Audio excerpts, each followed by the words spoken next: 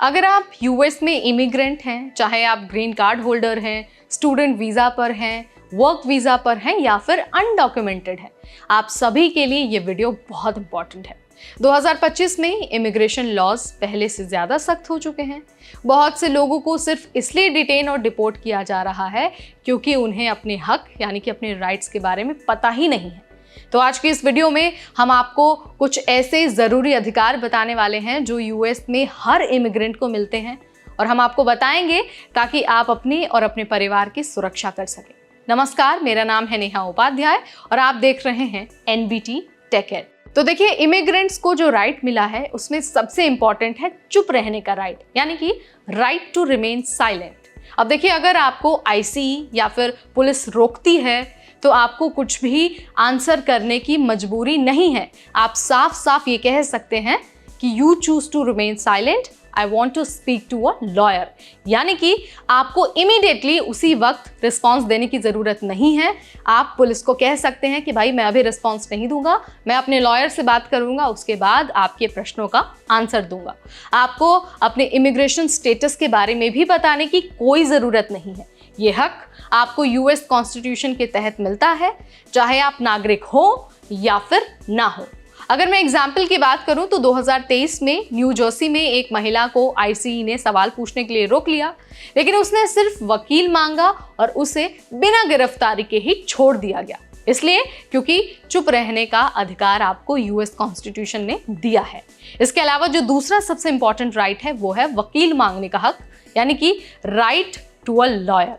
अगर आपको गिरफ्तार किया गया है या फिर आप इमिग्रेशन डिटेंशन में हैं तो आपको अपने वकील से बात करने का पूरा अधिकार है। सरकार आपको फ्री वकील नहीं देती है, लेकिन आप अपनी तरफ से वकील जरूर रख सकते हैं। कई एनजीओ और लीगल एड ग्रुप्स फ्री में या फिर कम रेट में भी मदद करते हैं, जैसे कि ACLU या फिर इमिग्रेंट लीगल रिसोर्स सेंटर जैसे बहुत सारे ग्रुप्स हैं जो आपको कम रेट पर अटॉर्नीज प्रोवाइड कराते हैं। इसके अलावा आप अपने पास नो योर राइट्स कार्ड जरूर रखें जो आप अधिकारियों को आराम से दिखा सकते हैं। उसके बाद जो तीसरा राइट है वो है बिना सर्च वारंट के घर में एंट्री से मना करने का हक। अब देखिए, अगर आईसीई आपके घर आते हैं तो आपको याद रखना है कि वो आपके घर में तब तक नहीं घुस सकते जब तक उनके पास कोर्ट का सर्च वारंट ना हो, और वो भी साइन किया हुआ होना चाहिए।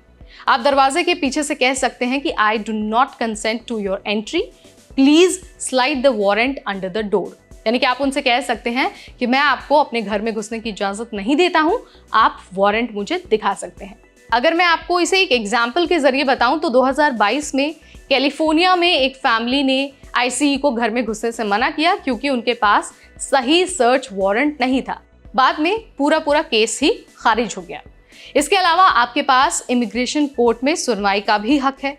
अगर सरकार आपको डिपोर्ट करना चाहती है तो आपको इमिग्रेशन कोर्ट में सुनवाई का पूरा अधिकार है।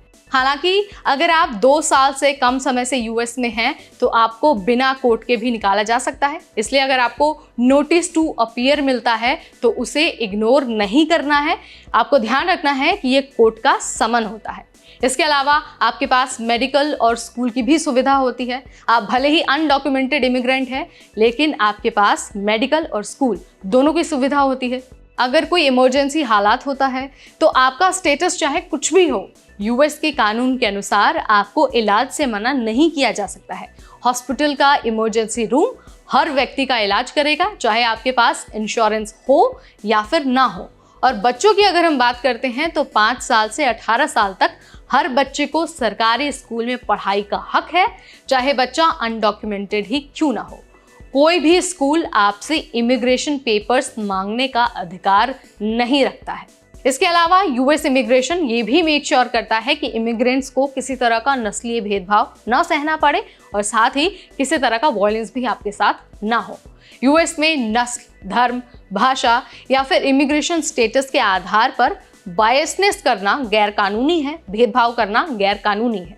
अगर किसी ऑफिस, स्कूल, अस्पताल या फिर पुलिस ने आपके साथ बायसनेस किया है, आपके साथ डिस्क्रिमिनेशन किया है, तो आप इसकी शिकायत कर सकते हैं।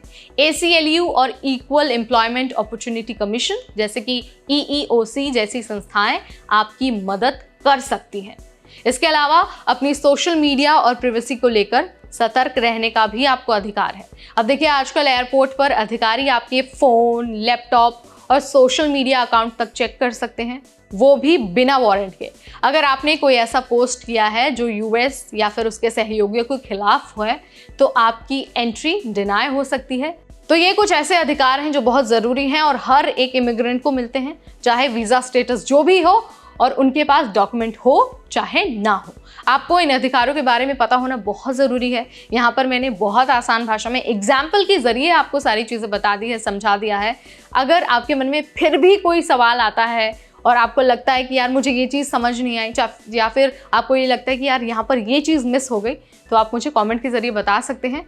इमिग्रेशन, वीज़ा, स्टडी अब्रॉड और वर्क अब्रॉड से रिलेटेड हर छोटा बड़ा अपडेट, हर छोटी बड़ी जानकारी हम आपके लिए लाते रहेंगे, सिर्फ और सिर्फ NBT टेक एड पर।